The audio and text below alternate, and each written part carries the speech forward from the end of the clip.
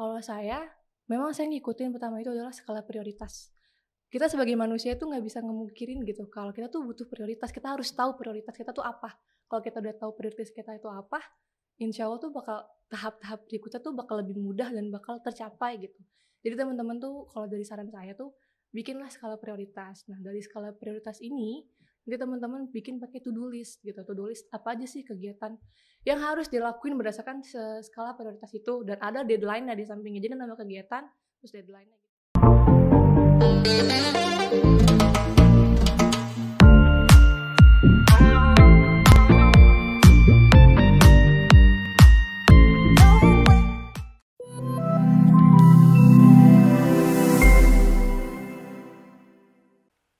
Halo pendengar semua, kita ketemu lagi di Sai Podcast Indonesia, kanal psikologi untuk bangsa. Episode kali ini sedikit berbeda karena bisa kalian lihat sendiri atau dengar sendiri kalau hostnya berbeda nih.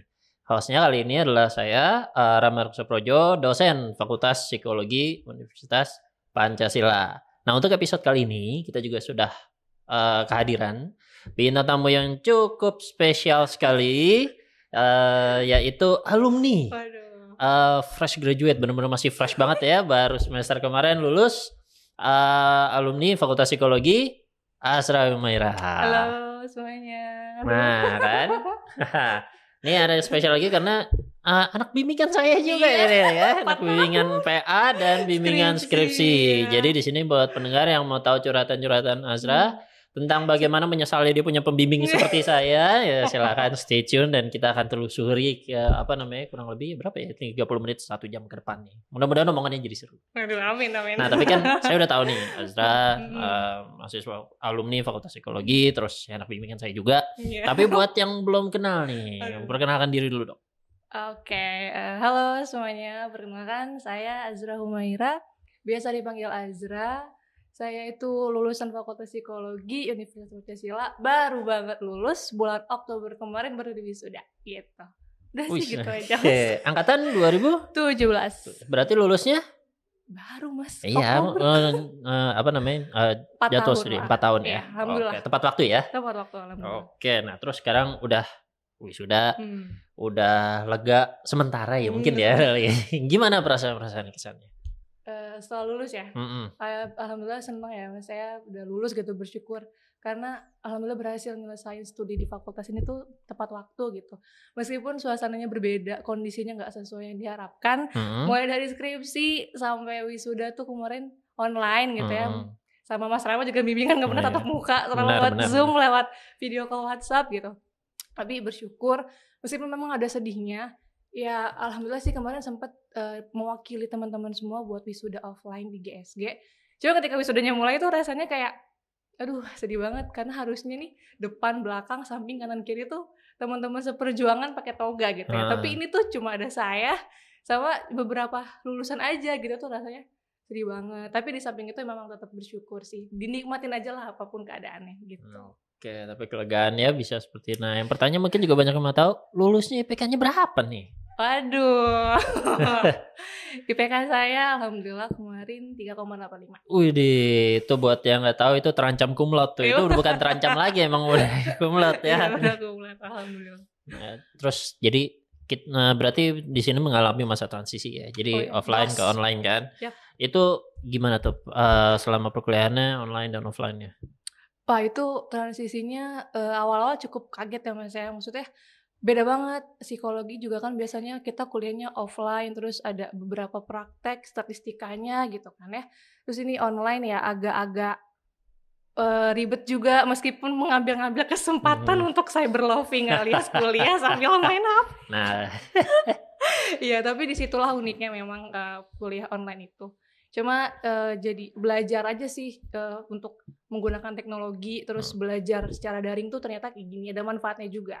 Bisa lebih kita tuh lebih ibaratnya melakukan kegiatan lebih dari satu tuh bisa gitu selama kuliah online itu. Kemarin juga kuliah online tuh disambi sama kemahasiswaan itu organisasi di SMA gitu. Jadi disambi aja gitu bisa. Aktif juga di SMA ya. Alhamdulillah. Oke, dengan IPK segitu bisa aktif juga, luar biasa. Nanti kita korek nih gimana rahasianya kan, karena itu pasti banyak juga yang mau tahu. Nah, tapi dengan transisi seperti itu, udah online, offline, terus juga selama kuliah dan sekarang juga udah lulus, gimana kesan-kesannya kuliah selama di fakultas? Nah itu yang paling penting juga. Aduh, kalau ditanya gini tuh sama dosen pembimbing akademik dan skripsi rasanya duar banget ya, soalnya pernah kan konseling ya. Iya, makanya nggak apa-apa, udah lulus, udah alumni, saya udah nggak punya kuasa apa-apa lagi. Kalau ini kan nggak silahkan. Ya udah nggak berhak ngasih nilai E lagi ya. Iya, udah nggak bisa saya juga ngasih nilai E kan. Iya, kesan pesannya ya, udah otomatis pasti ada ups and downs-nya, ada huru haranya, tapi di balik itu semua senang karena satu hal yang saya syukuri, saya berhasil masuk fakultas di jurusan yang memang saya tuh passionnya di situ gitu, saya punya minat di situ, dan saya ngerasa saya tuh masuk di fakultas di universitas yang tepat. Kenapa saya nggak mau kayak gitu? Karena di fakultas psikologi ini saya merasa kalau kemampuan saya itu diasah gitu, saya disuruh ikut ini itu, ikut organisasi, ikut lomba gitu, beasiswa. Nah itu saya merasa kualitas diri saya terupgrade gitu. Terus dosen-dosennya juga seru-seru ya, maksudnya lebih kayak ke partner tapi memang yang profesional gitu ya, meskipun kalau ngasih tugas tuh nyebelin ya Mas Rama ya. Iya, tahu kok saya salah satunya pasti. Kalau ngasih tugas tuh gitu, tapi ya disitulah serunya psikologi UP. Dosen-dosennya juga karena psikolog nih, kita bisa banget jadi kliennya ya. Calon-calon ya, calon-calon. Ya begitulah kesan-pesannya. Seru-seru banget sih di psikologi UP ini gitu. Terus juga fasilitasnya juga oke lah ya Mas ya. Apalagi sekarang nih ada podcast. Kemarin saya tuh gak ada loh kayak gini-gini loh. Terus teman-teman yang maba-maba sekarang tuh udah ngerasain keren ada podcast di Fakultas Psikologi. Itu menurut saya wow juga ya gitu. Wah keren banget. Pokoknya psikologi UP sekarang tuh makin berkembang ya Mas ya. Dan ya wow aja gitu, keren banget. Bersyukur sih saya bisa jadi lulusan di sini gitu. Kebayang gak sih dulu waktu pertama kali masuk itu bakal begini gitu? Enggak lah Mas. Saya gak kebayang kalau sampai ada podcast kayak gini gitu. Kemajuan yang sangat luar biasa sih menurut saya. Terus dulu gimana bayangannya bisa sampai akhirnya milih di sini? Dulu tuh bayangannya awal-awal masuk tuh masih polos-polos kan ya Mas ya. Dulu tuh kurikulumnya pas lagi saya baru banget masuk itu masih psikologi bisnis. Nah di situ kayak oh iya nih gue mau jadi HRD mau jadi recruiter, terus mau jadi talent acquisition gitu. Oh yaudah nih kayaknya boleh nih psikologi UP gitu kan. Akhirnya saya masuk, tapi di situ kan ada ini ya, ada perubahan akhirnya lebih ke psikologi sosial perkembangan. Pas lagi saya cobain, wah gila seru juga nih psikologi perkembangan. Dosennya Mas Rama pula gitu kan ya. Ya udah terus sosial, oh seru juga nih ternyata. Terus udah coba-coba, alhamdulillah keren banget gitu dan merasa cocok aja gitu.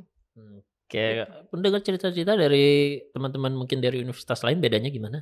Nah ini boleh nih. Jadi emang saya tuh suka ngobrol ya Mas ya sama teman-teman psikologi, tapi di universitas yang lain gitu swasta. Nah saya suka ngebandingin gitu sama kurikulumnya mereka. Saya ngerasa kurikulum psikologi UP ini keren gitu. Kerennya kenapa? Karena tertata dengan oke gitu. Maksudnya ketika saya cocokin nih sama jadwalnya teman saya ini waktu dia semester 5, itu dia tuh ada mata kuliah psikometri, kaup, kualitatif digabung di satu semester. Ketika saya ngeliat tuh kayak gitu. Wah gila nih gitu. Kalau kita kan di psikologi UP tuh bertahap ya. Pertama itu kita dari Medpen 1 dulu nih, kita bikin latar belakang dulu belajar. Terus nanti di semester berikutnya kita baru aplikasikan ngambil datanya gimana. Habis itu kita di semester berikutnya kita belajar eksperimen.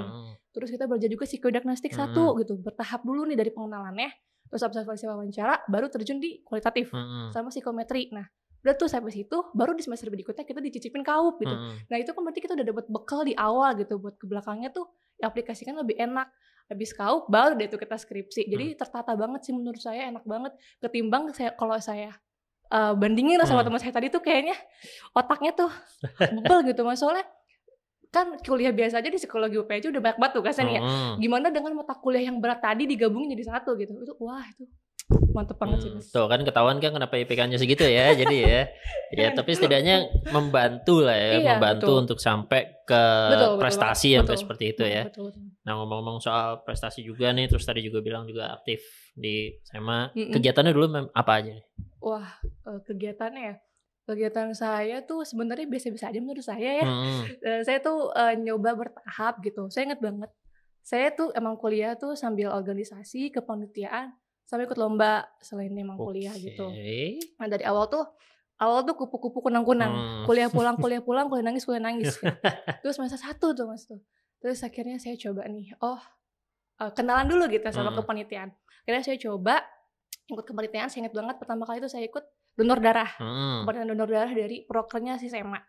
Bisa donor darah, saya ikut UKM. UKM itu di fakultas itu namanya KAIN yang ngajar anak-anak. Terus saya juga coba di ke tingkat universitas itu ada kipas sama stupa. Cuma kalau di sana tuh selingan aja gitu. Jadi ke sana tuh kalau emang bisa aja. Tapi kalau yang kain tuh aktif. Terus habis itu saya coba lagi semester berikutnya udah nyicip-nyicip. Saya aktif juga di kain itu kan juga ada program kerjanya. Juga butuh panitia gitu. Nah, saya ikut juga gitu. Terus alhamdulillah semester berikutnya tahun 2018 saya diangkat jadi wakil ketua kain. Nah dari wakil ketua kain itu dan nih udah dapat pengalaman banyak. Coba lagi, saya ditawarin jadi mentor, kepilih jadi mentor mahasiswa baru. Nah saya jadi mentor tuh 2 tahun, 2 periode kan. Ya udahlah itu asik banget tuh Mas, sambil ikut mentor, sambil ikut kepanitiaan, ikut psycho-care gitu. Terus ikut movement juga. Terus alhamdulillah tahun 2019 saya dipercaya buat pegang jadi ketua divisi 1 SEMA Fakultas Psikologi Universitas Pancasila gitu. Nah baru deh dari situ udah cukup merasa nyoba dia magang-magang gitu Mas. Penuh banget ya. Ini dari catatan yang saya punya tadi kan juga IPK 385, kemahasiswaan, terus ketua divisi. Terus untuk prestasi nih kalau misalnya saya berhasil kumpulkan ya, juara 2 lomba intervensi, artikel terbaik, ada lagi konferensi nasional, beasiswa 2 kali. Ini gak ada kerjaan di rumah atau gimana? Lagi bisa banyak banget ini prestasinya. Nganggur enggak dong Mas, ada juga dong di rumah gitu. Itu juga berkat dari ikut-ikut itu sih. Jadi di rumah juga aktif juga gitu. Nah, ini rahasianya untuk bisa mencapai semua prestasi tersebut nih. Maksudnya bagaimana nih? Tadi kan ada step by step dan segala macam. Bilang semester 1 juga ada kupu-kupu dan pulang-pulang, kuliah pulang, kuliah nangis. Tapi sampai semester tertentu nih ternyata malah ngumpulin prestasi kebalikannya. Ini bagaimana itu begitu? Iya, jadi pertama itu saya tuh waktu awal-awal semester tuh dengerin dosen ngomong. Nah dosen saya ini ngomong, kebetulan dosen favorit saya ya. Dia ngomong, "Nak, kamu tuh kalau misalkan di awal semester coba kumpulin IPK gitu. Karena IPK itu kalau di awal-awal lebih mudah dikumpulinnya ketimbang nanti di akhir gitu." Iya memang saya merasakan gitu ya, maksudnya ketika kita makin naik semester tuh bebannya makin berat, ya kan. Akhirnya saya coba kumpulin IPK, di situ dosen saya ngomong, kalau bisa semester 1 harus di atas 3,5. Oke, saya, gue harus 3,5 nih minimal. Kayak bukan gitu. saya tuh yang ngomong. Nah akhirnya yaudah saya kumpulin 3,5. Terus semester 1, yaudah akhirnya saya udah dapet, terus saya dikasih lagi nih di kelas, di wejangan. Tapi jangan cuma IPK doang ya, kamu juga harus aktif organisasi, cobain deh salah satunya gitu. Akhirnya saya turutin gitu kemauan dosen saya ini omongannya. Akhirnya saya coba ikut 1 dulu. Oh ternyata seru. Ya udah akhirnya saya sambil jalan, sambil ikutin, ternyata enjoy juga. Dari situ saya belajar untuk time management gitu, sama decision making. Kuncinya di situ sih Mas Rama. Nanti time management juga kalau kitanya udah ikut satu ini, otomatis bakal kebentuk sendiri gitu. Jadi suatu kebiasaan gitu. Jadi itu efek yang didapat setelah lulus dan segala macam udah kebentuk ya skillnya ya. Dong, jadi begitu pas ilmu dapat bisa dilihat dari IPK dan soft skill bisa dapat dilihat dari keanggotaan dan prestasi. Betul banget ya. Wow. Kasah banget sih soft skillnya itu ketika kita ikut organisasi, kepanitiaan, lomba-lomba yang ada di kampus gitu. Nah mungkin juga yang lain juga mau tahu dan juga mungkin buat kita semua susah nggak sih? Oke, susah nggak sih pertanyaan gitu ya Mas? Iya, Mas? susah nggak sih? Kalau dibilang susah, ya susah Mas. Tapi kalau kita punya kemauan dan kita bisa fokus, insya Allah bakalan bisa gitu. Nantinya juga bakal jadi suatu kebiasaan malah gitu. Kuncinya apa nih yang bisa sampai kemauan itu masih tetap terjaga? Kemauannya ya motivasi sih Mas. Kayak sama mikir aja gitu ke depannya gue mau jadi apa gitu. Kalau misalkan kita udah punya motivasi, kita udah fokus, kita tahu nih kita ke depannya mau jadi orang yang gimana sih, mau dilihat orang tuh kayak gimana sih, itu kita pasti bisa lah gitu untuk ke depannya pelan-pelan gitu. Dan apakah sudah terjawab mau jadi apa? Insya Allah.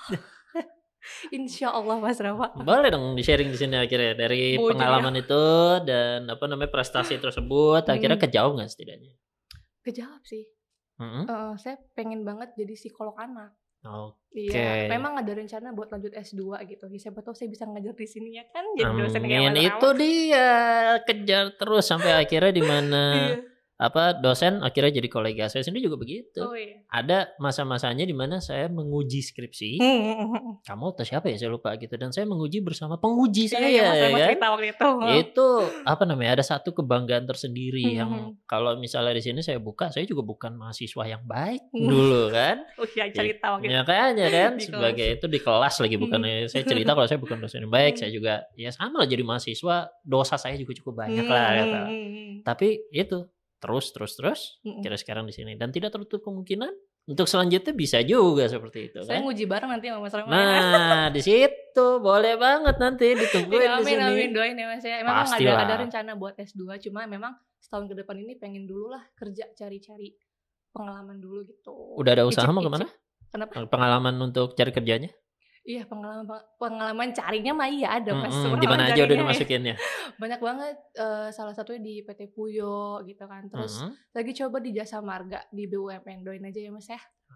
Pastilah, untuk sebagai anak bimbingan ya pastilah. Kamu sukses, saya yang bangga. Oh iya, amin. Ada yang bisa saya banggain sih maksudnya.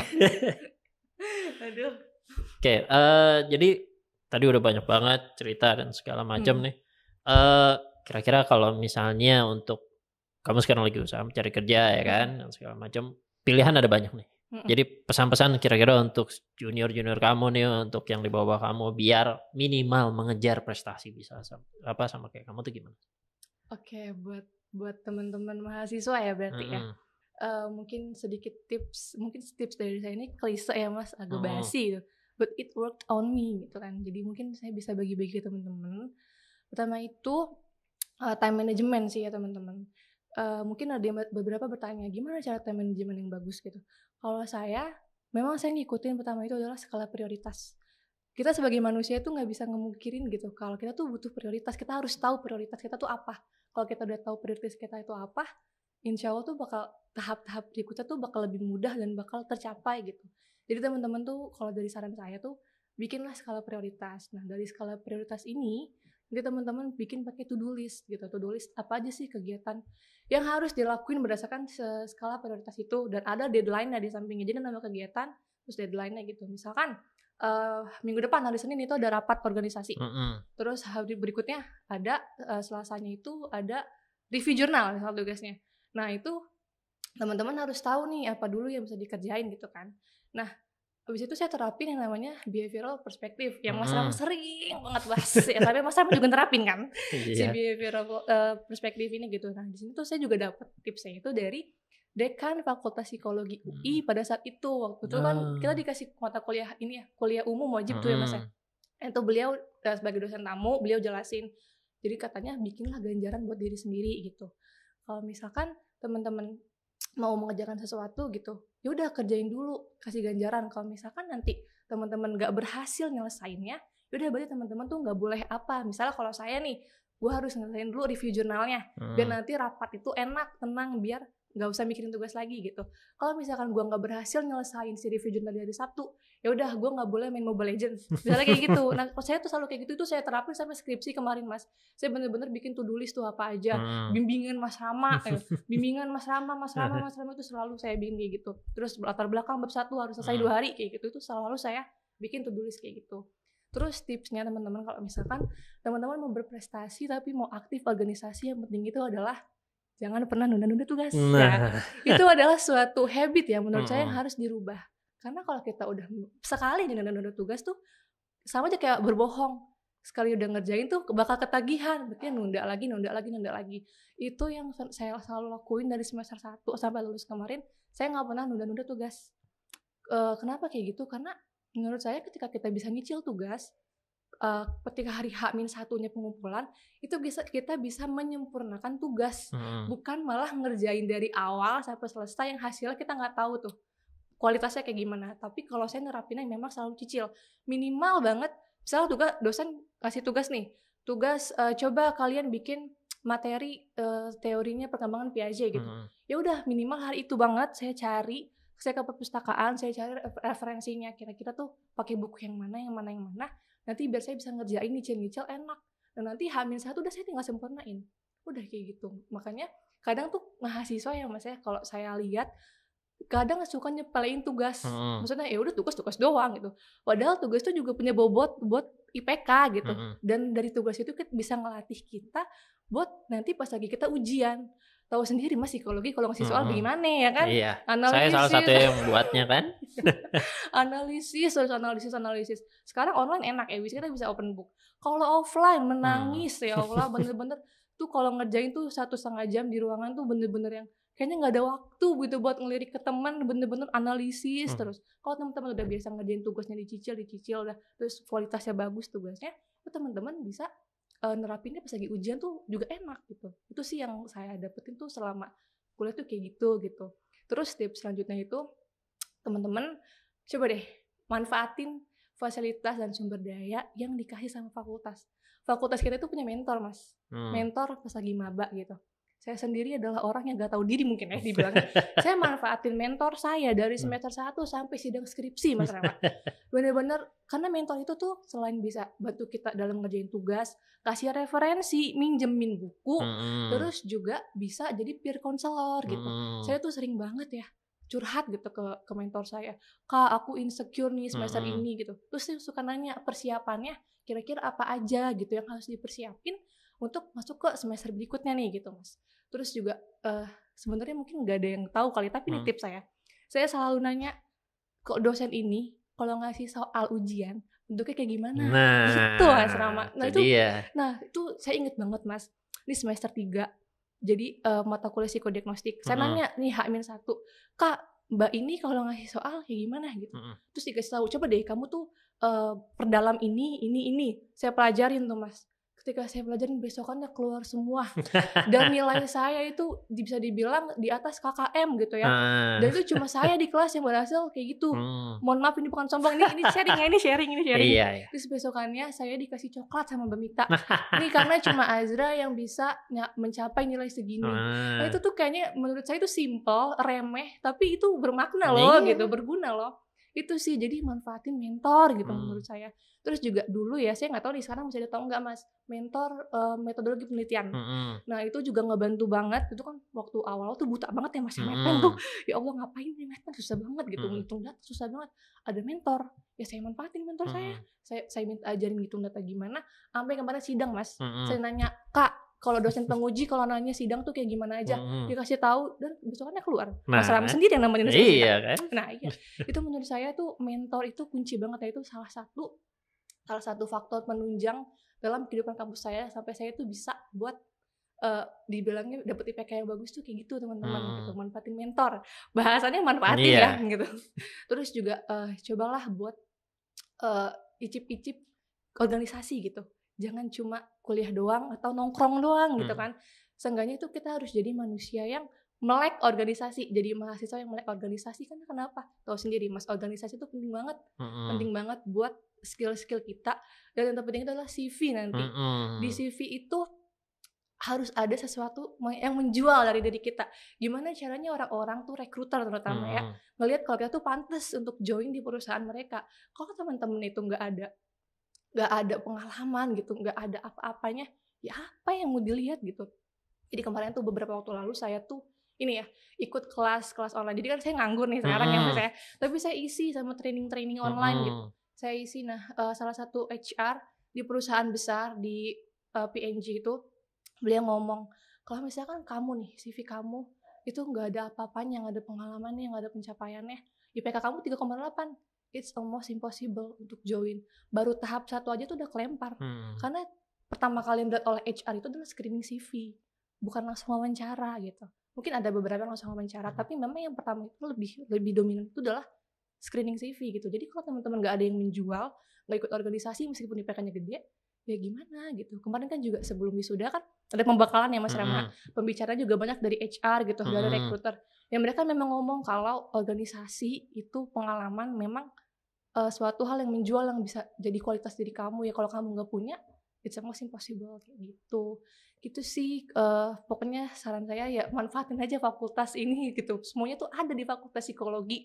Beasiswa juga disediain gitu. Nah mungkin teman-teman banyak ya yang nggak tahu kalau Pancasila ini tuh punya loh program beasiswa bidik misi sama PPA, peningkatan prestasi akademik. Nah yang saya ikutin itu 2 kali, PPA, pendekatan prestasi akademik gitu. Cuma saya juga awalnya nggak tahu Mas. Pertama saya dikasih tahu nih sama waktu itu wakil dekan. Beliau nanya, Azra kamu ikut beasiswa ya karena IPK kamu oke gitu sejauh ini. Oke, saya ikut. Tahu nggak Mas, di Fakultas Psikologi cuma 3 yang ikut dari yang lain tuh. ratusan. Iya. Padahal kuotanya itu banyak Mas, 20 sampai 30 mahasiswa. Nah, kayaknya mahasiswa psikologi nih kemana gitu loh. Iya, nah akhirnya takut nggak terinfo atau gimana kan? Padahal itu semua disediakan gitu kan. Itu lumayan banget loh teman-teman buat ngebantu orang tua nyicil uang semester atau dipakai buat misalnya kita kan penelitian ya Mas ya, itu butuh dong buat fotokopi kuesioner, fotokopi, reward buat itu juga kepake banget dan yang dikasih itu lumayan loh, ya kan. Nah terus yang kedua juga saya tuh dipanggil lagi gitu. Akhirnya teman-teman saya tuh sama kemahasiswaan dipanggil tuh ada 20 orang. Kita doang kayaknya yang dipanggil Mas. Kalau fakultas lain rebutan. Kan? Iya benar-benar rebutan. Oh gue mau dapat ini gitu. Mau tinggi-tinggian IPK. Nah saran saya kalau teman-teman punya IPK di atas 3, coba deh Kak cari tahu ke kemahasiswaan beasiswa itu gitu. Karena pasti bakal ditawarin gitu. Itu bakal ada dan lumayan banget buat teman-teman.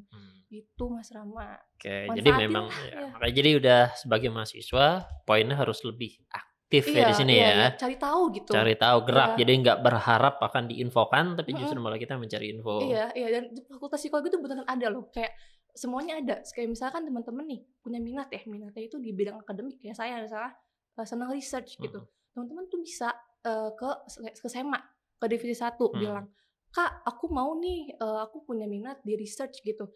Nah nanti tuh ada program di divisi 1 itu tentang research juga Mas Rama. Nanti bisa juga dari divisi 1 itu kasih ke dosen medpen, nanti bisa diikutin konferensi. Nah itu juga nanti dibayarin sama fakultas teman-teman. Jalan-jalan. Iya kayak saya ke Bandung ya kan. Ke Bandung waktu itu. Ya. Terus kalau teman-teman juga punya minat di dance misalkan atau di nyanyi, itu bisa ke divisi 2.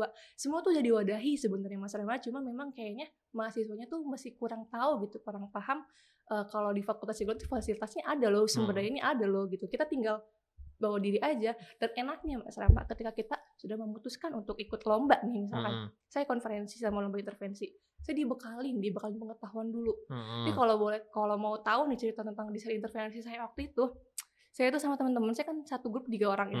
Kita tuh masih semester 5 Mas. Kita belum ngambil mata kuliah intervensi sosial. Gila nggak, nekat banget ya ikut lomba, tapi belum ngambil mata kuliahnya. Lawannya UGM, UNS, Atma Jaya, menangis nggak masalah. Iya, dan mereka udah semester 7 gitu. Kita semester 5 kayak cimit banget. Tapi kita dibekalin Mas, kita dikasih tahu dulu nih kira-kira intervensi itu seperti apa, terus dikasih contoh, dan contohnya langsung dibuat sama dosen ini kan, sama waktu itu sama Mas Ahyar. Ya udah akhirnya saya pelajarin, saya terapin, udah langsung kita terjun tuh ke Bandung tuh ya. Udah terus tiba-tiba dikasih tahu 5 besar. Pertama adalah Pancasila, 5 besarnya. Wah saya teriak Mas, gimana enggak, saya ngalahin UGM, UGM nggak masuk Mas, saya masuk gitu. Guling-guling ke lantai seneng. Ya, juara 2, wah nangis saya. Gimana nggak nangis, saya ngalahin UGM Mas Rama, itu bangga banget. Iya bangga banget, itu bener-bener banget. Enaknya di psikologi UP itu kayak gitu teman-teman. Pokoknya manfaatin aja fakultas dan sumber daya yang ada gitu. Ya, jadi memang di sini disediakan semua, tinggal kamu maunya yang mana ya? Iya betul banget Mas Rama. Terus dosennya juga enak-enak lagi ya Mas ya. Kita bisa jadi klien gitu. Ada masalah apa kita bisa datang gitu ke ruangan dosennya. Mas saya itu juga punya pembimbing akademik ya Mas Rama. Iya. Kita bisa konsultasi juga gitu. Punya minat apa juga bisa dikonsultasikan sama dosen pembimbing akademik. Jadi memang tempat untuk mencari dan menemukan potensi sebenarnya di mana ya. Betul. Pengalaman mentorship juga ternyata ngebantu ya kan.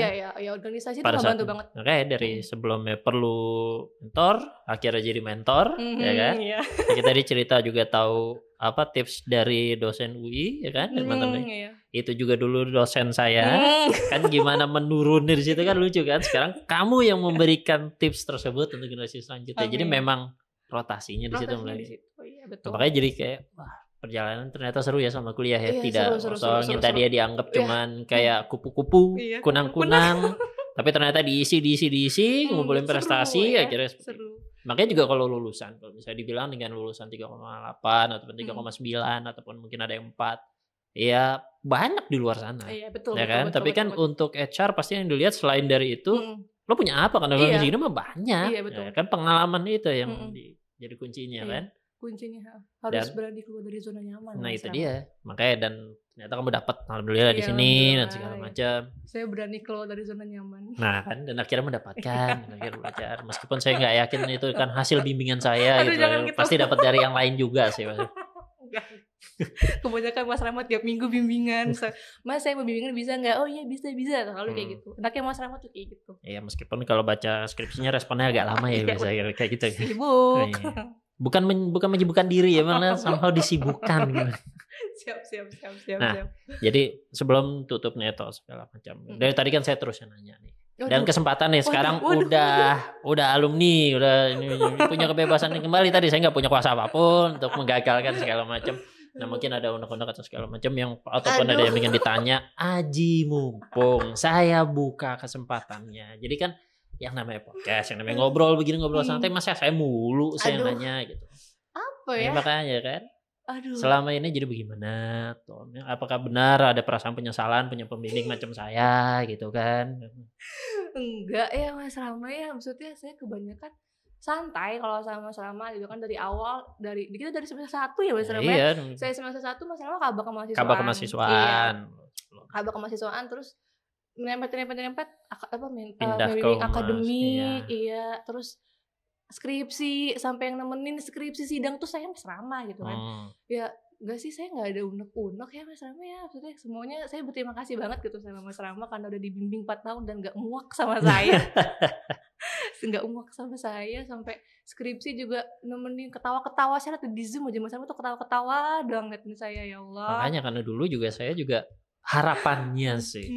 Karena dulu skripsi saya juga agak terlambat. Tuh kan meskipun saya dosen dulu waktu pas kuliah skripsi saya juga agak terlambat. Dan saya berharap ada dosen yang juga membantu saya seperti mungkin saya membantu mereka sekarang. Makanya saya coba, mungkin dulu nih gue kesusahan karena gini nih. Nah mahasiswa ya gue kasih kayak begini mungkin seperti itu. Tapi pada intinya nggak curang kan. Saya nggak ngasih bocoran, saya kan. Tadi bahkan tips untuk dalam tanda kutip ya memanfaatkan mentor pun itu bukan aturan curang karena kita nggak minta jawaban gitu. Bukan. Itu salah satu teknik ya kan, bagaimana kita mau keluar dari zona nyaman tadi, terus mau berbicara ya kan, mau bertanya, akhirnya jadi tahu rahasianya bagaimana. Betul. Ya kan? Nah makanya jadi banyak sekali sebenarnya, jadi untuk berkembang kita memang harus lebih aktif ya kan? Cari tahu komunikasi ini diperluas gitu sama senior, karena sama senior tuh juga bisa minjem buku gitu, pas serunya sih situ. Makanya ya. Kan nggak perlu keluar duit kan, nggak usah keluar duit pinjem buku. Dan memang nanti kalau untuk profesional setelah lulus segala macam itu memang untuk kenalan itu memang akhirnya menjadi poin yang lebih lah. Meskipun secara definisi mungkin nepotisme ya, secara definisi ya. Tapi kan kita untuk meng-hire seseorang segala macam kita harus kenal terlebih dahulu ya kan. Betul. Kayak misalnya ada CV masuk, wah gue tahu nih dia nih. Dulu gue lulus mata kuliah ini gara-gara dia nih, bantuin nih. Ya udah dia masuk ya, dipertimbangin kan. Daripada kalau enggak, gue dulu nih kabur-kaburan dulu udah buang ya. Oh ini Mas, sebenarnya yang nggak disangka-sangka dari saya itu juga ya ada pengalaman nih dari organisasi yang saya ikutin.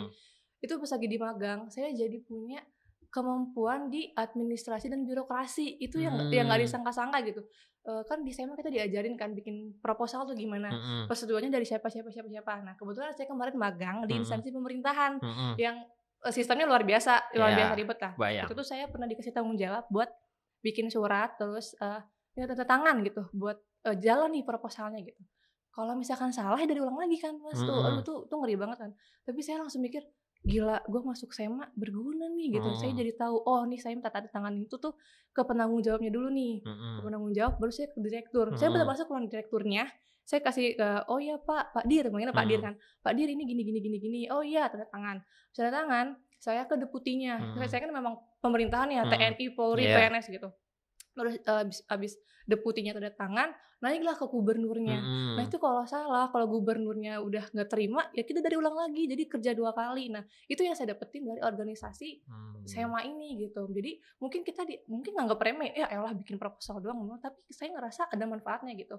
Ketika teman-teman mengerjakan sesuatu dan selalu berpikir kalau apa yang dikerjakan itu ada manfaatnya, bisa dipelajari gitu, itu tuh berguna loh, bener-bener masuk gitu ke otak kalian gitu, dan jadi nanti jadi kebiasaan yang baik gitu Mas Rama. Terus juga satu lagi nih tipsnya mungkin ya buat teman-teman mahasiswa, jangan pernah takut, jangan pernah malu buat belajar sama siapapun, even sama adik kelas. Karena misalnya adik kelas itu materinya masih segar di otak Mas, mereka masih punya materinya gitu.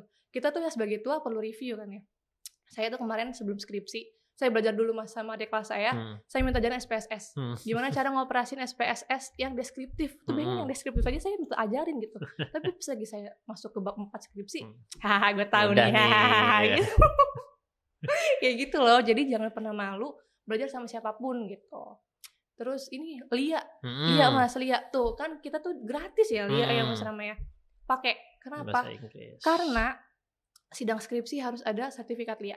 Kalau teman-teman nggak ada sertifikat Lia, teman-teman TOEFL, bayar lagi, buang waktu lagi. Kalau misalkan nanti skornya nggak masuk ke minimal, ikut lagi, keluar duit lagi, keburu sidang lagi. Itu gimana gitu? Maksudnya ya udah manfaatin aja mumpung gratis. Kalau misalkan ikut Lia lagi kuliah, terus ikut Lia organisasi, time management teman-teman bakal kebentuk sendiri.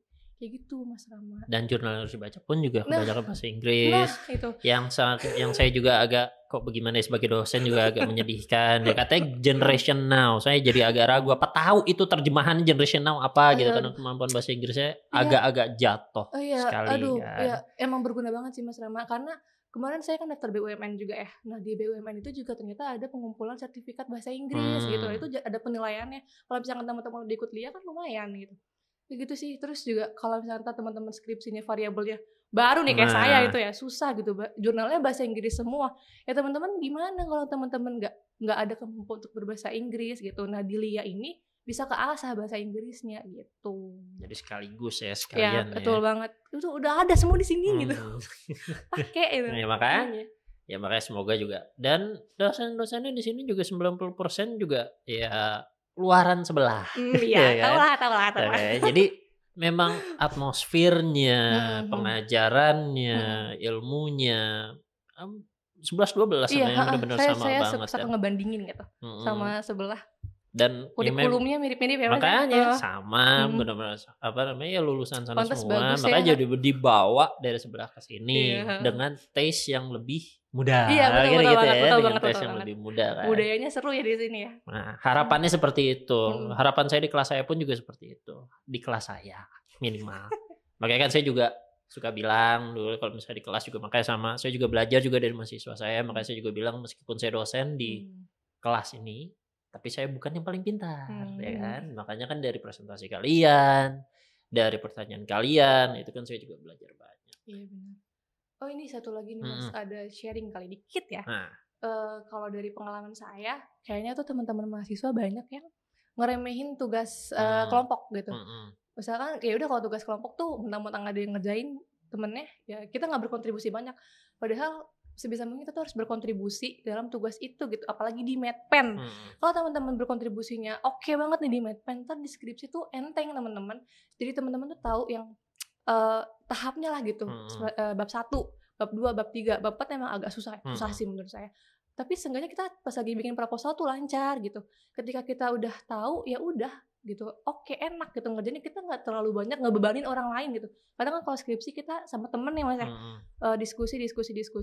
Kadang tuh ada gitu yang sampai hitungin data gue dong gitu.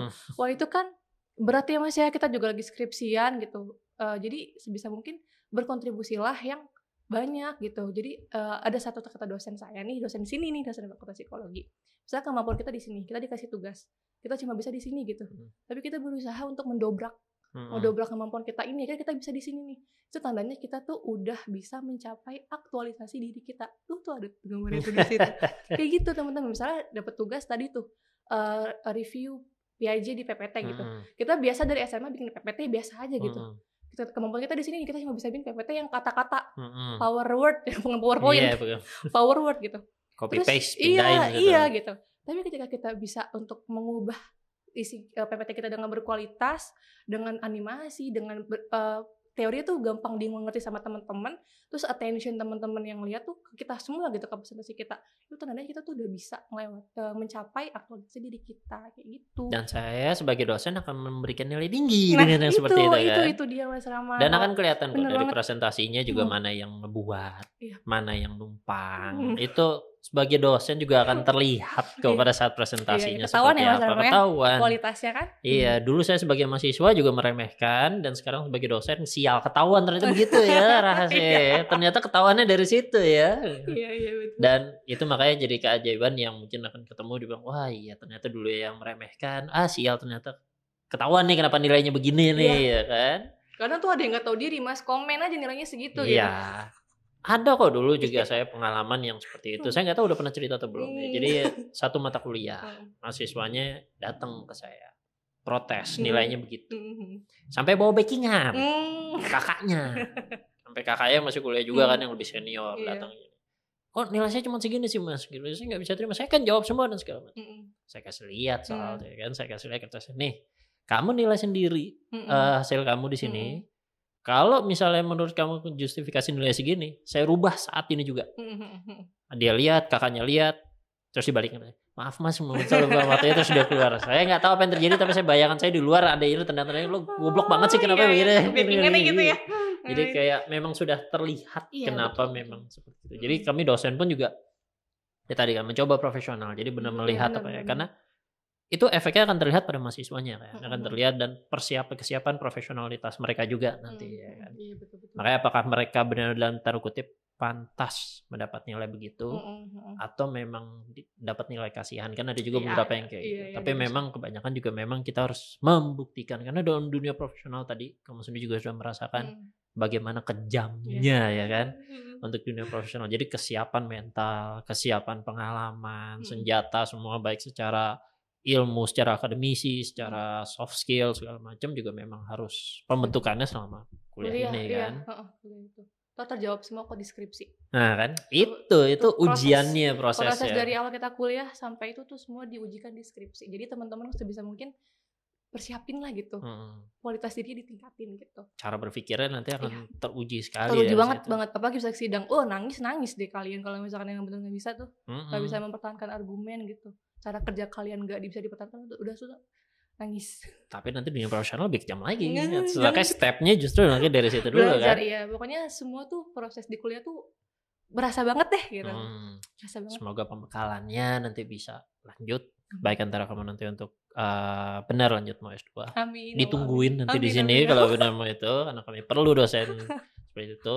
Ataupun juga nanti profesional. Atau dua-duanya sekaligus kan. Seperti saya kan juga dosen tapi kerja di luar juga ya kan. Makanya kayak yang sudah saya kasih tahu di kelas-kelas, kalau punya pekerjaan sebisa mungkin jangan cuma satu. Satu harus ada pendapatan rutin untuk bayar tagihan.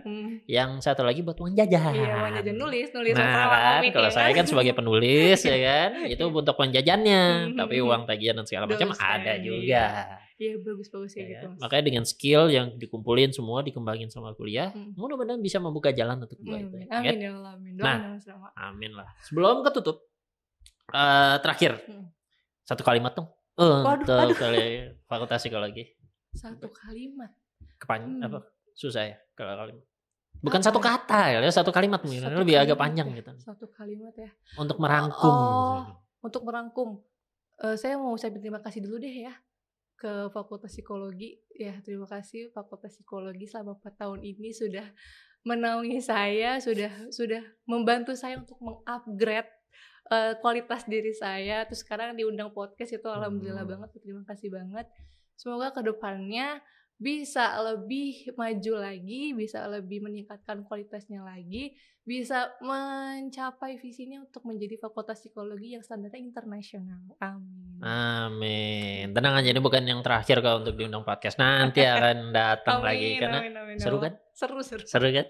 Nah, semoga bermanfaat ya Mas. Iya, amin pastinya. Nah, tapi kan dengan keseruan ini pasti nagih, pasti mau lagi ya kan, dan tidak tertutup kemungkinan nanti bisa ngobrol-ngobrol hal lain lagi. Tingkatan lebih tinggi lagi ya. Iya. Mungkin kita ngomongin filosofi. Waduh. Atau kita ngomongin hobi pun juga nggak apa-apa, ya kan bisa banyak.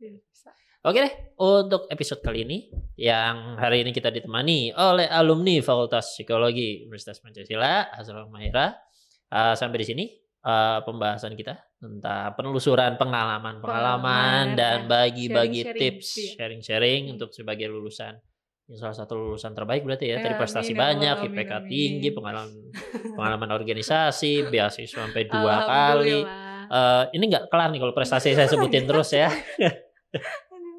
Oke, kita sampai di sini saja ngomong kita. Jangan lupa ditunggu episode-episode selanjutnya. Selalu dan juga jangan lupa untuk subscribe di channel kita, di channel YouTube kita. Sampai ketemu lagi. Terima kasih Azra waktunya di sini ngobrol-ngobrolnya. Kita sampai ketemu lagi di episode selanjutnya. Sampai jumpa. Dadah.